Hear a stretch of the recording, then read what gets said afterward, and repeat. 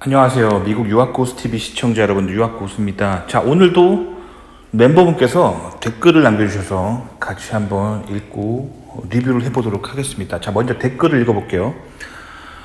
연구핏으로는 외국계 한국지사에 근무하는 것이 좋다고 하셨는데요.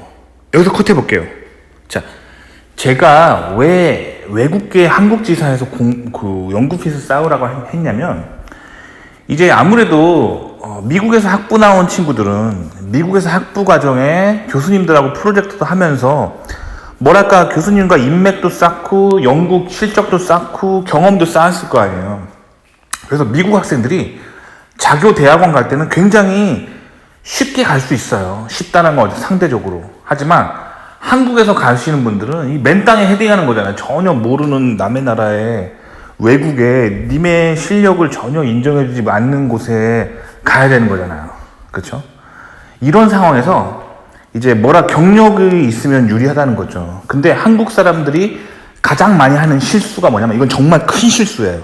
뭐냐면 미국의 박사과정을 가려고 하는데, 그게 바로 석박사 통합으로 미국에 가면 좋겠지만, 그런 석박 통합 과정으로 그게 안 될 것 같으니까 한국에서 석사를 찍고 가자 라는 유혹에 굉장히 많이 빠지고, 실제로 한국에서 한국 대학원 지도교수들이 미국에서 박사 할 거면은 자기네 랩에서 한국 석사를 찍고 가라, 이런 얘기를 되게 많이 하는데, 그런 말에 넘어가면 안 돼요. 왜냐면 한국의 석사 과정과 미국의 석사 과정은 질적으로 다른 과정이고 분위기가 완전 달라요. 그래서 한국에서 잘못해서 그 연구라는 거를 경험하게 되면은 그 스텝이 꼬였기 때문에 미국 건너가서 다음 스텝도 꼬일 가능성이 굉장히 높아요. 그러니까 한국의 연구 문화가 굉장히 잘못된 게 많거든요. 그거를 답습한단 말이에요. 그러니까 한국에서 석사 과정 가지지 마시고 바로 그 미국으로 석박 통합을 가면 좋다는 거예요. 제가 항상 말하는 거잖아요. 하지만 그러기 위해서는 경력이 있어야 되잖아요. 그렇다면 또 한국 토종기업 가면은 한국 토종기업의 그 상명하복적인, 소위 말하는 위에서 까라면 까는 식으로 엔지니어링 하기 때문에, 혹은 과학기술 업무를 하기 때문에 배울 게 없어요. 그렇기 때문에 항상 말씀드리지만 미국에 본사가 있는 회사의 한국지사 같은 데 들어가시면 이 미국 문화를 잘 배울 수가 있어요. 어떻게 잘 배울 수가 있냐면, 이 한국지사랑 미국 본사랑 컨퍼런스 콜을 많이 합니다. 제가 이제 실리콘밸리에서 다녔던 회사들 전부 있잖아요. 한국에 지사가 있는 회사들이었어요. 그래서 어떻게 하냐면 비디오 컨퍼런스 콜을 해요. 그래서 미국 본사에서 한국 지사랑 주기적으로 연락하면서 같이 업무를 협업한단 말이에요. 그러니까 미국에서 뭘 연구하는지를 알 수가 있고, 또 미국의 업무 프로세스를 배울 수 있기 때문에 이 미국계 회사에 한국 지사 가시라는 거예요. 근데 만약 그게 안 되면은 유럽계 회사도 괜찮아요. 유럽인들과 미국인들과 어떤 정서적으로 공유하는 그 문화들이 일부 있기 때문에 이제 그런 외국계 회사, 즉 서양인들이 만든 회사에 한국 지사에서 경력을 쌓고 가시라는 거예요. 아시겠죠? 그게 정말 그것도 안 된다 그러면 일본계 회사도 괜찮아요. 일본에 본사가 있는데 한국에 지사가 있는 회사도 괜찮습니다. 왜 그러냐면 일본은요, 그 메이지 유신이라고 들어보셨죠? 일본이 근대화되는 과정에서 그 일본 사람들은 철저하게 서양의 문화를 베끼기 시작합니다. 그래서 아시아 문화처럼 살다가는 가난해질 거를 그 일본 사람들은 정확하게 알았어요. 그걸 정확하게 봤어요. 그래서 아시아인들처럼 살지 말자, 우리도 빨리 서구화를 이루자라고 해가지고 이 메이지 유신 과정 속에서 이제 영국과 미국의 문화를 굉장히 많이 이제 답습을 하고, 미국과 영국의 업무 처리 방식을 굉장히 카피를 해서 일본에 적용한 게 되게 많아요. 근데 사실 영국과 미국이 업무 처리 방식이라든가 문화가 그렇게 나타난 거는 다 성경이거든요. 그래서 사실 일본 사람들은 성경을 읽고 성경적인 문화를 만들면 되는데, 이제 일본 사람들은 그런 전통적인 일본의 종교 사상 때문에 그 기독교를 받아들이는 것을 거부하죠. 그래서 기독교 사상은 받아들이지 않았지만 영국과 미국의 문화를 카피했어요. 그러니까 기독교는 받아들이지 않으면서 영국인들과 미국인들이 하는 행동들은 카피하려고 했단 말이에요. 아시겠죠? 그래서 일본계 회사들은 한국 문화랑은 또 완전 다릅니다. 아시아 회사랑 완전 달라요.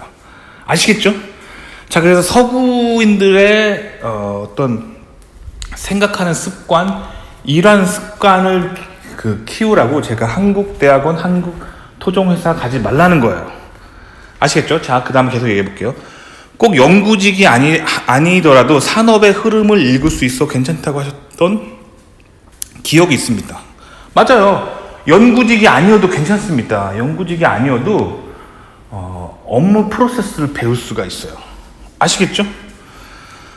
자, 그런데 회사에서 연구직으로 근무하지 않았음에도 연구핏이 될 수 있는지 설명 부탁드리고 싶습니다.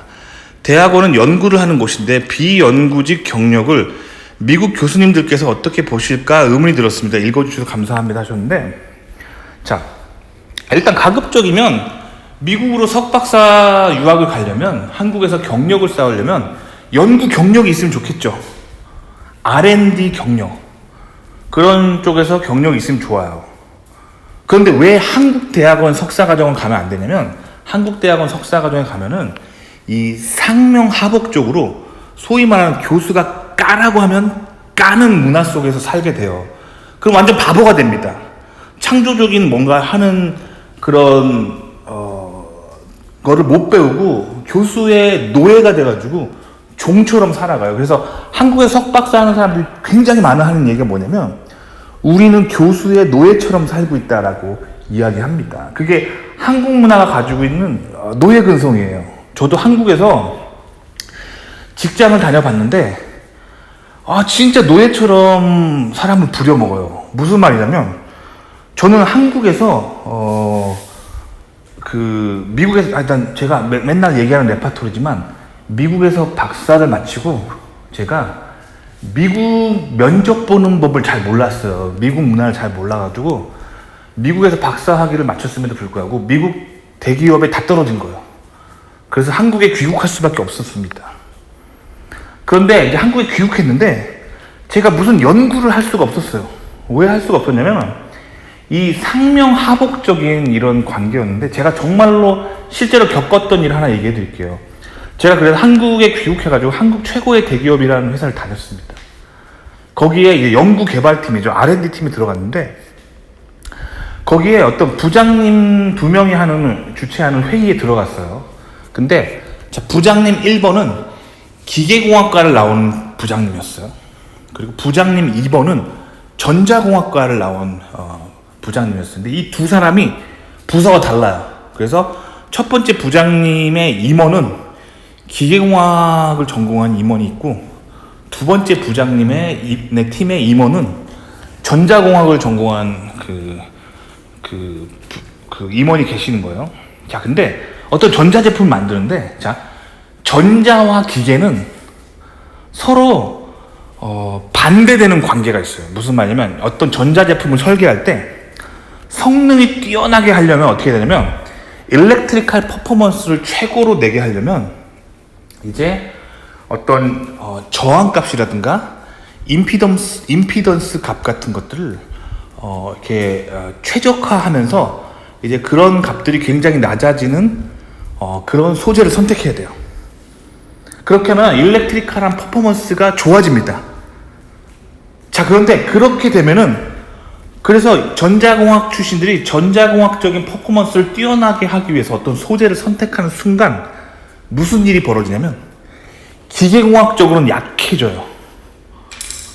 그러니까 뭐 예를 들면 인서션 로스 같은 게 굉장히 월등한 어떤 소재를 선택하잖아요, 전자공학적으로. 그러니까 뭐 예를 들면 신호의 잡음 같은 거를 최소화할 수 있는 그런 전자 소재를 선택하는 순간 전자적인 퍼포먼스는 굉장히 좋아지는데, 그걸 선택하는 순간 바로 그 선택으로 인해서 기계적인 강도는 약해지는 거예요. 그래서 잘 깨집니다. 그래서 회사에 전자공학과 출신들만 냅두잖아요.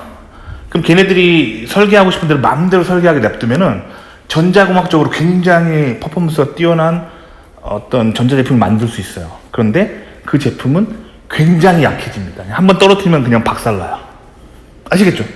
그럼 이번에 기계공학과 출신들만 많이 있으면은 완전 튼튼한 제품을 만들겠죠. 하지만 그 제품은 속도가 굉장히 느리거나 어떤 전자적인 퍼포먼스가 낮아져요. 그래서 서로 이 양보할 수 없는 관계가 있단 말이에요.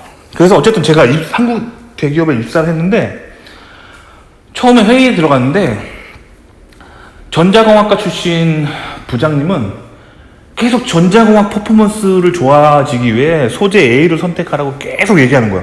다른 사람 말 듣지를 않아. 자기 주장만 하는 거야. 이번에는 기계공학과 출신 부장님은 소재 B를 선택해야 된다는 거야. 그래야 이제 단단해져가지고 문제가 안 생긴다는 거예요. 다른 사람 얘기를 듣지 않아. 결국엔 둘이 막 자기 얘기만 하다가 나중에는 멱살 잡고 제가 정말 보는 눈앞에서 주먹 다짐을 하는 거예요. 왜 그런 주먹 다짐을 하냐면 자기 임원들이 시킨 게 있을 거 아니에요. 전자공학 부서에서 전자공학 부서 임원이 위에서 지시한 게 있을 거 아니에요. 빠른 소재를 반드시 선택하라. 그럼 저쪽에서는 기계공학 부서에서는 그쪽 임원이 또 지시한 게 있을 거 아니에요. 절대로 기계적인 강도에 문제 있는 그 소재를 선택하지 말라. 이렇게 하고 남의 말을 안 들어요. 그렇게 되면 나중에 극단적으로 다 큰 어른들이 한 40대 50대 어른들이 회의하다 말고 멱살 잡고 막 서로 주먹질하는 일까지 벌어지는 거야. 내가 그 눈앞에 그걸 보고 너무 황당하고 너무 충격적이었어요. 그런데 또 이제 대기업에서 회의실에 서로 주먹 다짐했다는 게 소문나면 둘 다 잘려요. 그러니까 그렇게 주먹 다짐 해놓고 나갈 때는 서로 아무 일 없다는 듯이 나가는 거예요. 저는 그게 큰일 날 줄 알았어요. 소문 쫙 나고 큰일 날 줄 알았는데 그 회의실에 있던 사람은 다 입단속하고 서로 아무렇지 않은 척 그냥 밖에 나가는 거야. 그렇게 갈등이 심각한 게 뭐냐면 이게 바로 유교적 문화입니다. 상명하복.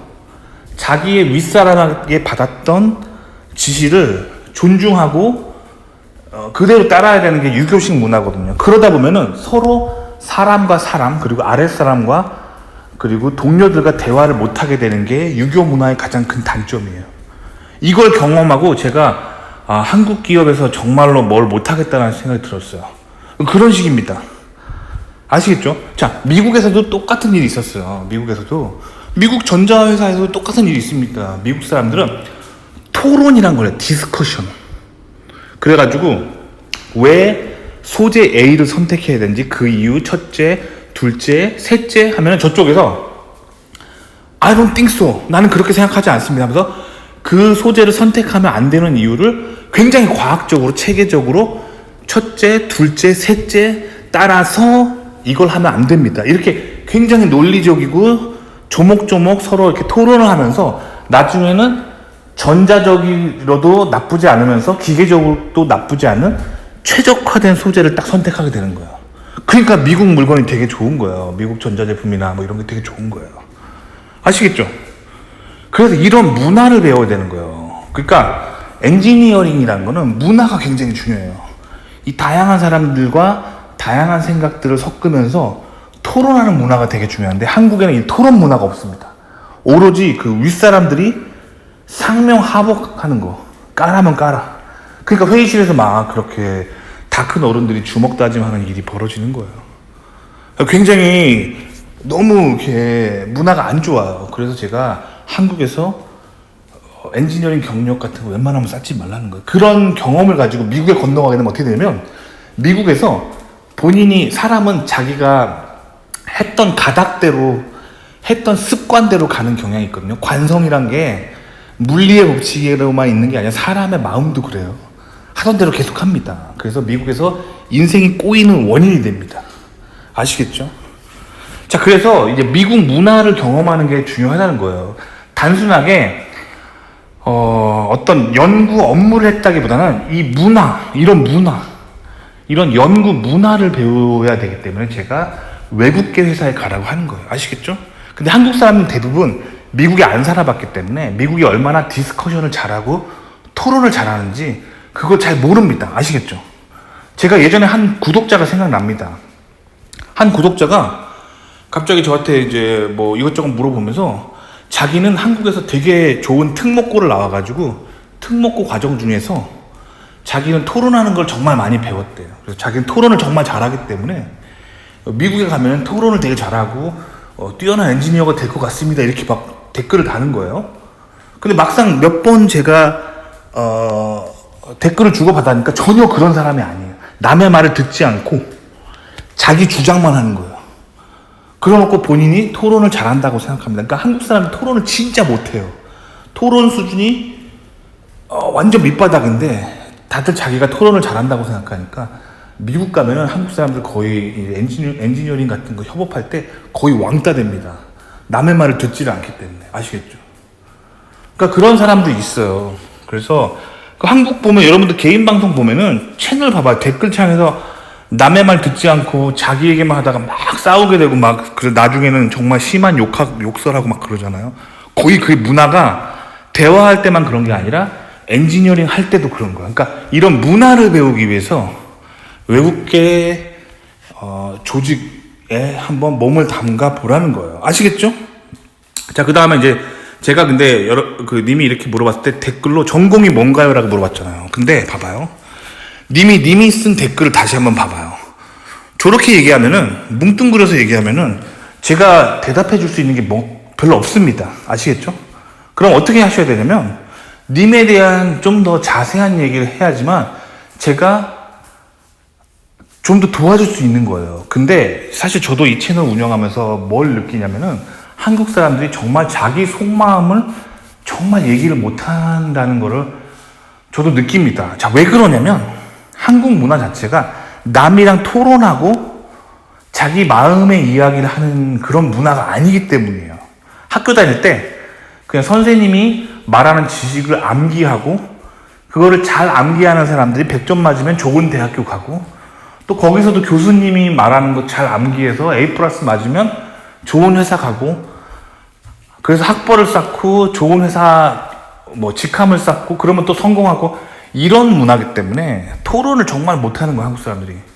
그러니까 미국에 가시면 좀 더 자기 자신의 얘기를 좀 더 해야 돼요. 미국 같았으면은 어떤 질문을 하기 전에 자기 이야기를 쫙 합니다. 그래야 저도 듣고 얘기를 해주는데 한국 사람들이 정말 자기 속마음을 정말 얘기를 못해요. 왜 그러냐면 그런 문화가 아니기 때문이에요, 한국 문화가. 그렇기 때문에 님은 좀 더 자기의 마음을 다른 사람한테 좀 이야기할 수 있는 그런 걸 훈련하셔야 돼요. 아시겠죠? 오늘 제가 동네 도서관에 갔거든요. 동네 도서관에 가면서 책을 한 권 빌렸어요. 그 도서관 사서가 있잖아요. 백인 여자였는데 미국은 스몰톡이라는 게 있어요. 그래서 처음 보는 사람, 모르는 사람하고도 그냥 가서 그냥 스몰톡을 해요. 그래서 막 얘기하는 거야. Hi, how are you? 하면서 이 책 빌리려고 하는데 이 책 재밌더라 하면 저쪽에서 그치 나도 읽어봤는데 괜찮더라고 막 하면서 막 얘기하는 거예요. 이렇게 하면서 자기 얘기하고 자기는 뭐 문학을 좋아해가지고 이런 책 좋아하고 뭐 공학책은 좀 어려워서 힘들어하고 이런 얘기 쭉 하면은 제가 듣고 그렇죠 하면서 근데 저는 공학 전공이어서 공학책들이 오히려 더 재밌더라고 막 이렇게 자기 속마음을 자연스럽게 얘기하면서 남과 교류하는 거 이게 미국 문화거든요. 그러니까 요걸 좀 연습하셔야 돼요. 아시겠죠? 그래서 제가 전공이 뭔가요? 라고 물어봤어요. 자, 그러니까 이제 쭉 나오죠. 근데 이렇게 좀 더 남하고 얘기할 때 자기 마음을 좀 더 열고 이야기하는 습관이 필요해요. 왜냐면 안 그러면 한국 사람들이 미국에서 어떻게 보이냐면은 항상 마음을 꽁꽁 감추고 이렇게 사는 사람처럼 보이기 때문에 이 한국 사람을 되게 오해할 수 있어요. 아시겠죠? 왜냐면 미국 사람들은 특히 백인들은 자기 그런 속에 어떻게 생각하는지 그냥 있는 그대로 얘기하는 스타일이거든요. 그러니까 굉장히 미국 사람들과 오해를 살 수 있습니다. 아시겠죠? 자, 그러면 제가 물어봤더니 이렇게 대답하셨어요. 학부 전공은 공학이며 추후 대학원에 진학한다면 바이오 쪽으로 갈 것 같습니다.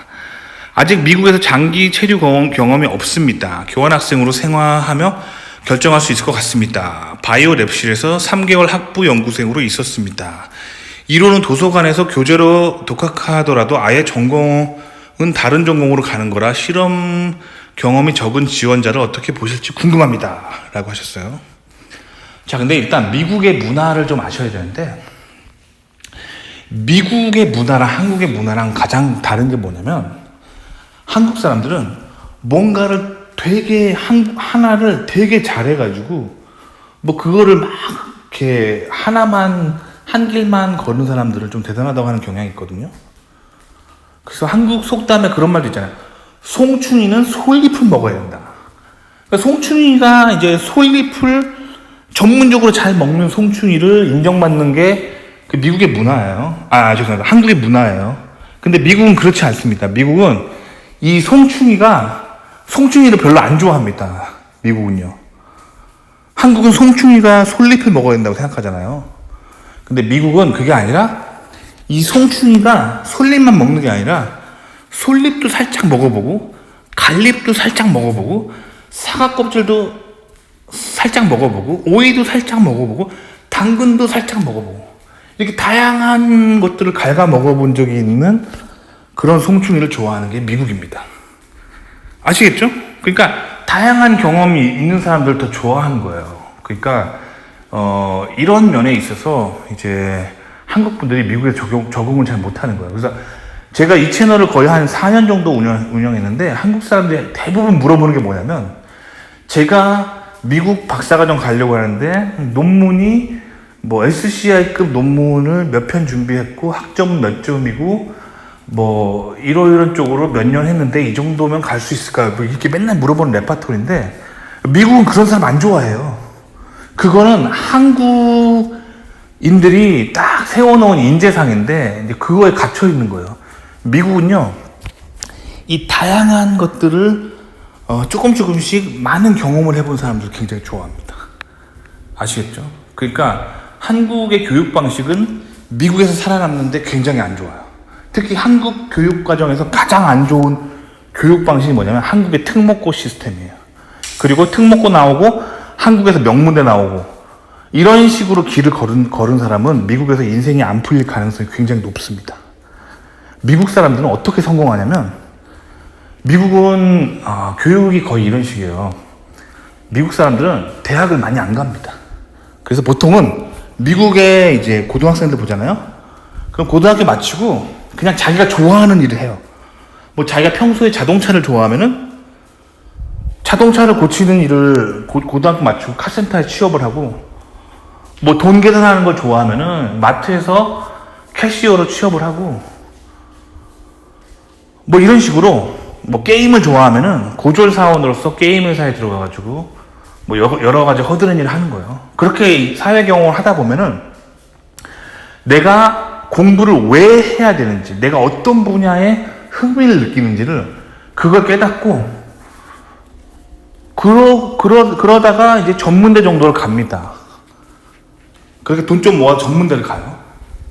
그리고 또 취업해서 막 뭐 하다가 이게 재밌으면은 그제서야 대학을 가야겠다 하고 대학을 가는 거예요. 그래서 미국의 대학교 가면은 나이 많은 사람들이 되게 많아요. 한국은 근데 고3 마치고 수능 뭐 상위 몇 % 들면 명문대 가고 뭐 그러잖아요, 거의. 그렇게 안 되면 다 인생 실패자 되는 거잖아요. 미국은 그렇지 않다는 거야.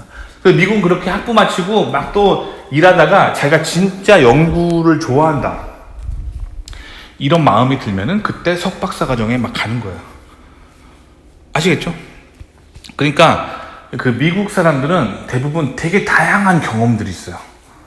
제 친구 중에 인공지능 칩 아키텍처를 설계하는 그런 굉장히 뛰어난 인공지능 칩 아키텍처 설계자가 있거든요. 근데 그 친구가 고등학교 마치고, 미국 친구인데 고등학교 마치고 뭘 했냐면은 그 신발 가게에서 신발 파는 일을 했어요. 고졸로 신발 파는 일을 했다니까요. 그래서 손님들이 오면은 어서 오세요 하면서 신발 뭐 찾으세요 하면 발에 맞는 거 신겨드리고, 그런 거 하다 보면 이제 고객의 니즈가 뭔지를 알게 되는 거예요. 여자 고객은 뭘 좋아하고 남자 고객은 뭘 좋아하고 노인은 뭘 좋아하고 아이는 뭘 좋아하고, 이런 걸 감각적으로 익히다 보니까, 그걸 잘하다 보니까 결국엔 그 신발 가게 스토어 매니저가 됐어요. 그러면 연봉이 상당히 받겠죠. 그럼 이 친구가 그래서 신발 가게를 제대로 경영하고 싶어가지고 경영학과를 간 거야. 경영학과 학부를 나오고 그렇게 막 하다 보니까 신발 가게에서 굉장히 중요한 스토어 매니저가 된 거야. 그러다 보니까 이번에는 그 신발 가게 근처에 있는 전자제품 스토어에서 영입 제의가 들어온 거예요. 그래서 이 친구가 그 컴퓨터 전자부품을 파는 그런 스토어 매니저가 된 거예요. 마치 용산 전자상가 같은 뭐 그런 전자상가의 스토어 매니저로 이직을 하게 돼요. 이 친구가 신발밖에 안 해본 친구여서 컴퓨터를 잘 몰랐는데 사실 스토어 매니저는 다 똑같죠. 재고 관리랑 뭐 손님 접대랑 다 똑같죠. 하지만 이제 신발에서 컴퓨터로 아이템이 바뀐 거죠. 근데 이 친구가 이제 고객 니즈를 막 파악하다 보니까 고객이 무슨 컴퓨터를 좋아하고 뭐 CPU는 뭐가 들어가야 되고 GPU는 뭐가 들어야 되고 뭐 D램은 뭐가 들어가야 되고 막 이런 거 막 경험하다 보니까 컴퓨터 도사가 된 거예요. 컴퓨터 도사가. 용산 전자상가 같은 데 가보세요. 그러면 그분들 막 컴퓨터 공학 박사 아니에요. 다들 그냥 뭐 고졸이나 전문대 정도 마치고 용산에서 막 이렇게 뭐랄까 컴퓨터 조립하시는 분들 많잖아요. 근데 컴퓨터 도사예요. 뭐 컴퓨터 아키텍처 다 알아요. 막 노스브리지가 뭐고, 뭐 PCI 익스프레스랑, 뭐 D램이랑, CPU랑 GPU랑 어떻게 정보를 주고받는지 이제 용산 같은 데서 좀 짬밥 있는 사람들은 다 알아요. 그렇게 실질적인 경험들을 쌓은 다음에 이 친구가 그 다음에 이제 전자공학과 대학원을 학부 편입을 한 거예요. 그렇게 한 다음에 석사 마치고 그런 식으로 해가지고 실리콘밸리에서 인공지능 개발팀 부장으로 굉장히 잘 나가는 친구가 있어요. 이런 식으로 미국 사람들은 굉장히 다양한 경험들을 한 다음에 이제 미국에서 뭔가 전 세계를 매니지하는 그런 역할을 할 수 있는 어떤 인재가 되는 거예요. 반면에 한국 사람들은 대부분 이제 고등학교 때까지 이 고3이라는 과정, 명문대를 가기 위한 그 공부, 그 수능 점수 올리는 것만 막 학원 다니면서 막 그런 것만 뭐랄까 기계적으로 공부한 다음에 수능 점수 잘 받아서 명문대 간 다음에 또 학점 막 따가지고 그 다음에 이제 뭐 대학원 가고 막 그러기 때문에 뭔가 사회 경험도 없고 뭔가 엔지니어링 센스도 별로 없고 뭐 결정을 잘 못하고 그냥 수학 문제 잘 푸는 기계처럼 살아간단 말이에요. 결국 차이가 나요. 미국 애들이 훨씬 잘합니다. 아시겠죠? 그러니까 이런 미국의 그런 문화를 익히셔야 돼요. 그러니까 님이 지금 미국 문화를 몰라서 그래요. 미국은요 다양한 경험이 있는 사람을 굉장히 좋아합니다. 그러니까 님이 가려고 하는 대학원을 관심 있는 대학원을 선정을 하고 그 대학원에서 뭘 연구하는지를 보시고 그 연구에 필요한 다양한 연구들을 하시면 돼요. 아시겠죠? 그러시면 됩니다. 뭔가 막 이렇게 본인이 완벽하게 준비됐다고 해서 인생이 풀리는 거 아니고 미국은요 본인이 가고자 하는 그 분야의 흥미와 본인이 꿈이 있는지 그런 걸 미국 교수들이 굉장히 중요하게 생각하고 그거를 하기 위한 다양한 경험들이 있는지 본단 말이에요. 연구핏이라는 게 이런 거예요. 아시겠죠? 자, 그 다음에 한국에서 학부 연구생을 하긴 했으나 자의가 아닌 타의로 실험을 많이 진행하지 못했습니다. 다른 일로 시간을 많이 뺏긴 것 같습니다. 그러니까 제가 항상 말하는 게 이거예요. 한국에서 대학원 가면 안 되는 이유. 본인이 연구하려고 대학원 간 거잖아요. 그럼 연구를 시켜야 될 거 아니에요. 근데 한국에서 대학원 가면 교수들이 자기 사적인 심부름을 막 많이 시키고 자기 행정 업무를 막 학생들한테 떠넘기고 그런 교수들이 아직도 많아요. 아직도 들려와요. 사실 제가 대학원 가려고 했던 그 20대 초반에도 그런 얘기가 들려왔는데 지금 2024년에 제가 한국에 있는 지인들한테 물어보면 아직도 한국 대학원에서 비일비재로 벌어지는 일이에요. 바로 이게 왜 그러냐면 유교 문화가 바로 이거예요. 교수가 감투를 쓰고 있고 본인이 그 감투 쓴 갑이라는 거죠. 그렇기 때문에 학생이 의리고 학생들한테 막 이렇게 자기 일 다 떠넘기고 이런 교수들이 아직도 많아요. 그리고 그렇게 됐을 때 미국 같은 경우는 그런 일이 발생하면 미국은 기독교적인 문화가 있어서 그렇게 교수가 너무 그렇게 갑질을 하면 학생들이 이 성경적인 가르침으로 악을 보면은 아무리 그 악이 자기보다 강한 자라가 할지라도 믿음으로 선포하는 게 있거든요. 그게 기독교거든요. 그래서 교수님한테 찾아가서 교수님 이러시면 안 될 것 같습니다 라고 얘기한단 말이에요. 근데 한국은 그런 문화가 아니잖아요. 상명하복에 대해서 항상 어린 시절부터 답습을 하기 때문에 대학원 가서도 교수가 그런 악행을 했을 때 그냥 학생들이 앞에서 그냥 예 한단 말이에요. 그리고 교수 나가면 뒤통수 해야 되고 막 욕하고. 이게 유교 문화입니다.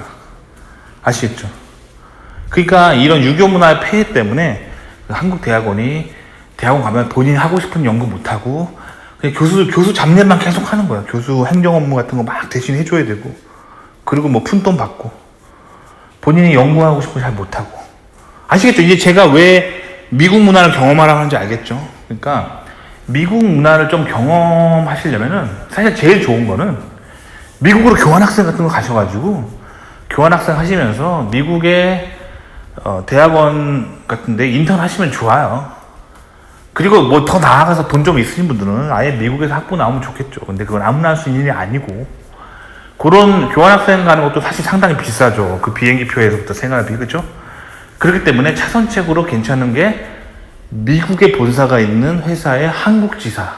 이공계 학생들이라면 이제 이공계 연구를 하거나 이공계 기술 개발을 하는 그런 회사의 한국 지사에서 일하시면서 미국의 연구하는 방법들을 익히면 좋다는 거예요.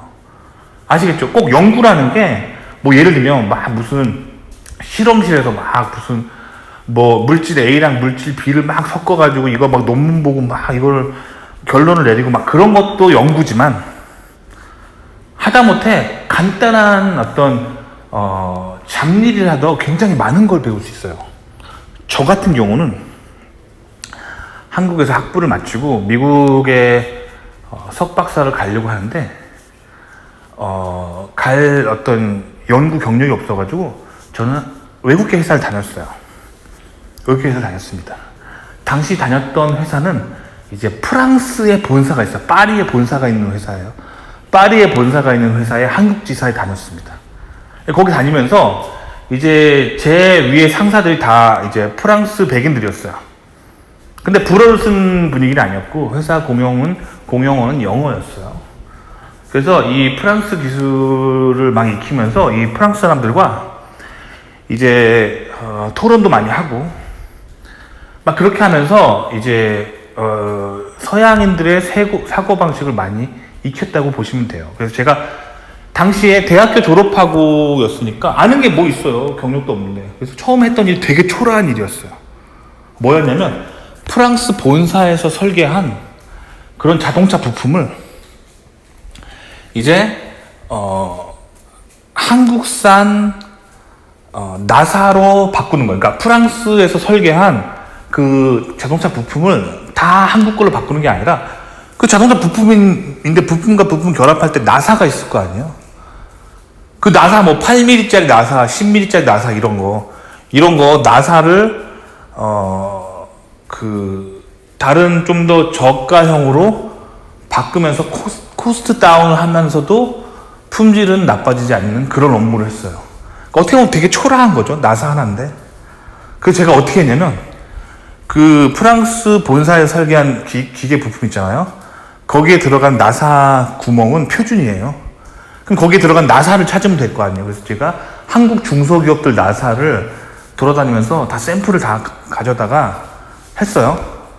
그리고 뭐 유럽에서 만든 나사들 샘플 구해서 하고 그 다음에 일본 중소기업들에서 만든 나사를 구해가지고 해가지고 어떻게 했냐면 그 나사를 몇 뉴턴을 가해가지고 일정 힘을 가해가지고 그 나사가 얼마만큼의 강도에서 파괴되는지를 측정을 했어요. 근데 그 실험에서 제가 깨달은 건 뭐냐면 아주 작은 나사인데도 한국 나사가 가루가 될 때까지 때리면은 한국 나사들은 가루가 되는데 일본 나사들은 그 강도에 다 버텨냅니다. 그래서 제가 그때 일본 기술이 정말 대단하다는 걸 느꼈어요. 그래서 그 실험을 해보고 나사를 일본 곳으로 선택해야 된다는 보고서를 냈어요. 그 별거 아니에요. 망치로 그냥 딱딱 때리는 거예요. 뭐 100뉴턴, 200뉴턴으로 막 때리는 거예요. 300뉴턴, 400뉴턴 박살날 때까지. 그런데 일본 나사가 다 버텨내는 거를 한국 중소기업이 만든 나사는 박살난다는 거죠. 그렇습니다. 그게 제가 실제로 경험해봤던 거예요. 그 다음에 이제 이번에 뭐냐면 진동 실험을 해요. 이 나사가 풀리면 안 되잖아요. 자동차에 들어가는 거니까 자동차 엔진 진동 있잖아요. 부르르 풀리면 안 되잖아요. 그래서 이번에는 나사를 잠가요. 몇 토크로 잠가요. 그 다음에 몇 헤르츠의 이렇게 진동을 가해요. 그럼 한국산 나사는 다 풀리는데 일본 나사는 안 풀려요. 정말 신기하죠. 그래서 제가 일본 나사는 왜 안 풀릴까? 한국 나사는 풀리는데 일본 나사는 왜 안 풀릴까? 그거를 굉장히 고민했어요. 결국 어떻게 했냐면 현미경을 가지고 일본산 나사의 나사선을 들여다봤거든요. 그런데 나사선 사이사이에 미세 폴리머 입자로 코팅이 되어 있는 거야. 이야, 아시겠죠? 이 일본 나사 기술이 이렇게 대단합니다. 그러면서도 가격도 싸요. 그래서 일본 나사로 이 기계 부품은 선택해야 된다. 나사를 이 제품으로 해야 된다. 이게 제가 이제 학부 마치고 했던 첫 번째 직장에서 했던 첫 프로젝트예요. 아시겠죠? 이거 뭐 이거 뭐 연구예요, 이게? 연구 아니잖아요. 연구 아닙니다. 그냥 나사 하나 선정하는 그냥 기술 업무 하나 한 거예요. 근데 저는 그거 하면서 정말 많은 걸 배웠어요. 아시겠죠? 정말 많은 걸 배웠습니다. 아시겠죠?